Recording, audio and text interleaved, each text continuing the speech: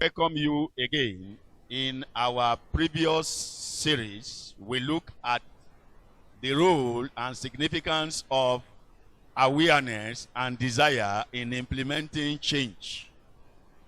The Bible says in Proverbs 13:12 that hope deferred maketh the heart sick. But when desire comes, it is a tree of life. When hope is deferred, it can begin to bring weariness to the soul. But when somebody's desire is achieved, it is like a tree of life.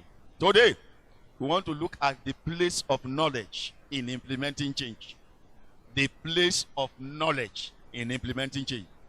Knowledge, the word knowledge is from two roots, have two roots. Know and edge. Know, then edge. In other words, the edge you have by knowing something over others who don't know it. The advantage or advantages that is conferred on you by knowing something over others is the knowledge we are talking about. Knowledge is a familiarity or understanding of something or someone. And this can come by way of facts, information, description, or skills. Also, knowledge, we can say, is acquired by experience or by education. It can come by experience or by education. In other words, it can come by true native, it can be native or acquired. Knowledge can come in two ways like that. Today, also, knowledge also can be theoretical or practical. In other words, you can know the theory of a thing, another person can know the practice or the practical part of it. Somebody can be a mechanical engineer who knows all the theory of how an engine, a motor vehicle works.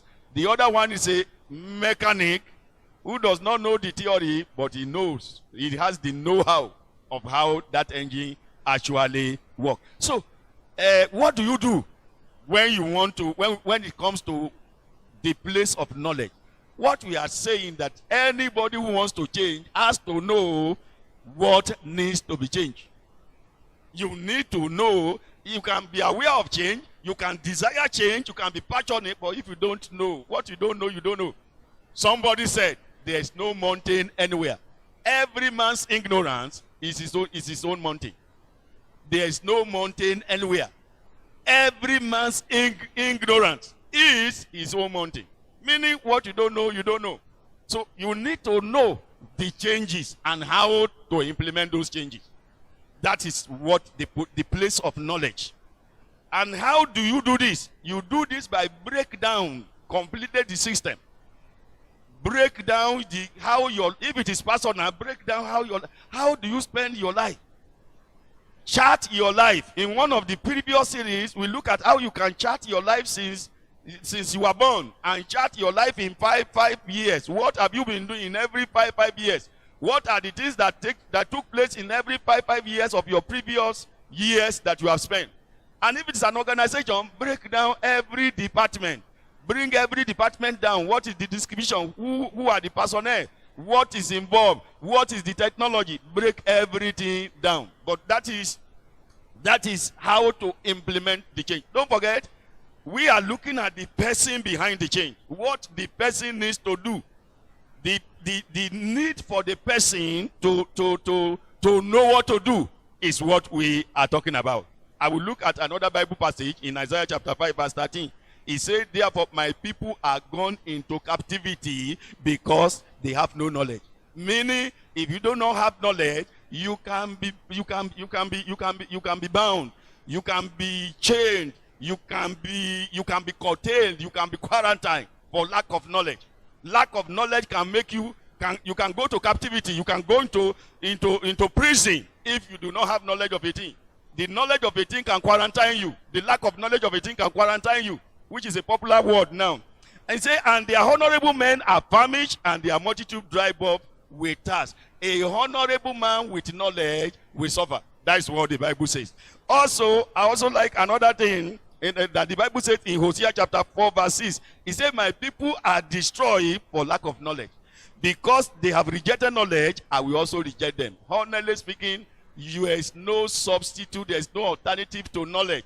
You just have to learn. Don't forget, in our previous series also, we said that the only proof of learning is change.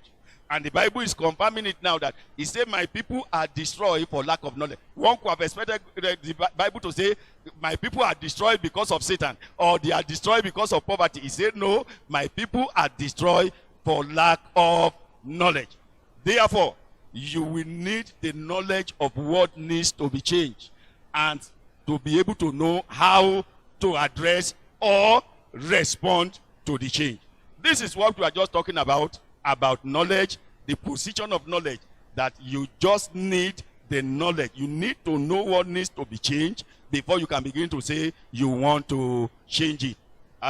In our next edition, we hope to look at the next two things you will need. We need to look at the place of ability and reinforcement in implementing change.